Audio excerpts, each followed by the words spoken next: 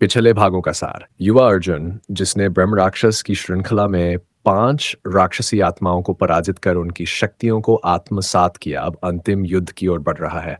5 राक्षसों का पतन हो चुका है, लेकिन छठा और सातवां व्यक्ति, जो वास्तव में प्राचीन तांत्रिक पुरोहितों की विकृत आत्माएं हैं, अब एक होकर ब्रह्म राक्षसराज बन चुके हैं, शुद्ध अंधकार का अवतार। अब अर्जुन को न केवल शक्ति, ज्ञान और संयम से लड़ना है, उसे बलिदान देना होगा। मृगदत्तपुर की भूमि थर्राने लगी।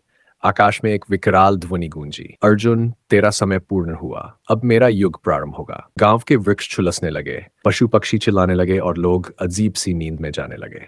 आचार्य दिव्यसेन ने कहा, ब्रह्मराक्षसराज श्राप का भौतिक रूप है। जब सातों आत्माएं एक हो जाती है, वह अंधकार बन जाता है जिसे कोई रोक नहीं सकता, सिवाय उसके जो पूर्ण ब्रह्मचारी हो, जिसने अपने अहम को नष्ट किया हो। माया ने अर्जुन की ओर देखा। अंतिम युद्ध केवल अस्त्रों से नहीं, आत्मा से होगा। आत्मा रक्षा की दीक्षा अर्जुन और माया ने मिलकर त्रिकाल अग्नि यज्ञ आरंभ किया। ये वह दीक्षा थी जो योग और तंत्र दोनों का संगम थी, जिसमें शरीर, वाणी और मन तीनों को शुद्ध किया जाता है। इस यज्ञ के अंत में अर्जुन को मिला शून्य तंत्र, एक ऐसा मंत्र जो किसी राक्षसी शक्ति को शून्य अर्थात अस्तित्व विहीन कर सकता था।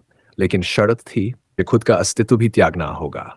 अर्जुन ने मौन स्वीकृति दी। साक्षात जब काल प्रकट हुआ, रात का तीसरा प्रहर था। मंदिर की छत पर अर्जुन एक दीपक के सामने बैठा था। तभी आकाश चीरता हुआ ब्रह्मराक्षसराज प्रकट हुआ।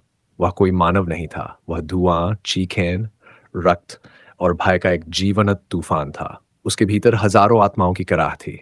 तू सोचता है मैं तुझसे हारूंगा? ने एक ही झपट्टे में अर्जुन के चारों ओर की भूमि को राख कर दिया। भागते भागते मंदिर के शिखर से चीखी, अभी मंत्र मत पढ़ो, वह तुम्हारा भय जानता है, पहले शांत हो जा। मित्र की शांति, अंतिम निर्णय।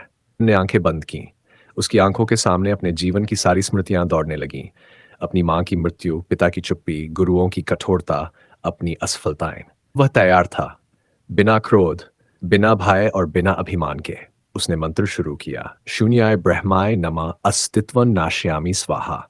शब्द के साथ ब्रह्मराक्षसराज की काया दरकने लगी। उसके भीतर से हजारों आत्माएं निकलने लगीं, जैसे बांध टूट गया हो। दान, अस्तित्व का विसर्जन। चीखी, अब मत पर अर्जुन, तेरी आत्मा भी खिंच रही है।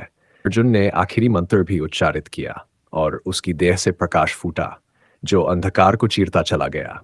ब्रह्मराक्षसराज चीखा, तू मेरा ही अंश है, तू गया तो मैं भी जाऊंगा। ने मुस्कुराते हुए कहा, यही तो मेरी जीत है। चंड विस्फोट हुआ। अगली सुबह सूर्य की पहली किरण, गांव के लोग उठे।